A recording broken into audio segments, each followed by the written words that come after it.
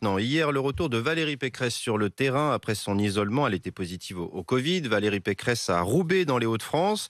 La candidate Les Républicains qui a tenté de réimposer le sujet de la sécurité dans sa campagne. Hélène Terzian a suivi ce déplacement.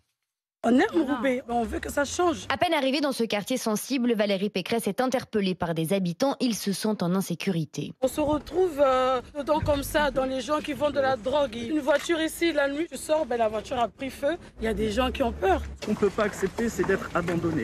Est-ce qu'aujourd'hui, vous êtes capable de dire « je vais rétablir l'ordre et la sécurité dans tous les quartiers ». C'est vraiment ce que je souhaite, avec de la police municipale obligatoire, avec de la vidéoprotection, avec l'impunité zéro. À quelques jours du premier tour, Valérie Pécresse veut notamment recentrer sa campagne sur la sécurité et la lutte contre l'islamisme radical. Exemple lorsqu'elle passe devant cette librairie récemment épinglée pour son offre de produits islamistes.